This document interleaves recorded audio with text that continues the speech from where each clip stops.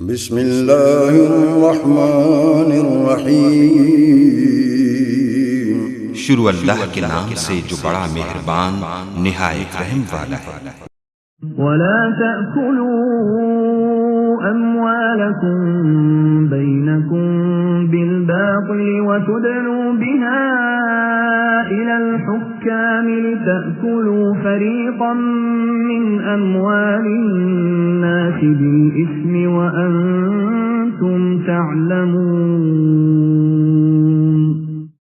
اور ایک دوسرے کا مال ناحق نہ کھایا کرو، نہ حاکموں کو رشوت پہنچا کر کسی کا کچھ مال ظلم و ستم سے اپنا کر لیا کرو، حالانکہ تم جانتے ہو۔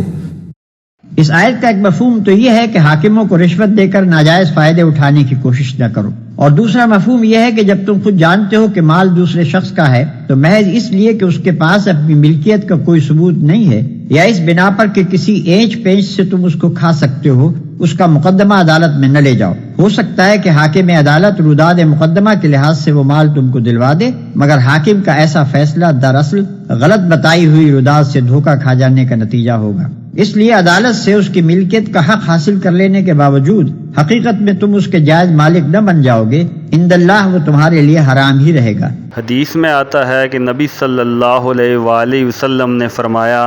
یعنی میں بہرحال ایک انسان ہی تو ہوں، ہو سکتا ہے کہ تم ایک مقدمہ میرے پاس لاؤ اور تم میں سے ایک فریق دوسرے کی بنسبت زیادہ چرب زبان ہو اور اس کے دلائل سن کر میں اس کے حق میں فیصلہ کر دوں، مگر یہ سمجھ لو کہ اگر اس طرح اپنے کسی بھائی کے حق میں سے کوئی چیز تم نے میرے فیصلے کے ذریعے سے حاصل کی تو دراصل تم دوزخ کا ایک ٹکڑا حاصل کرو گے۔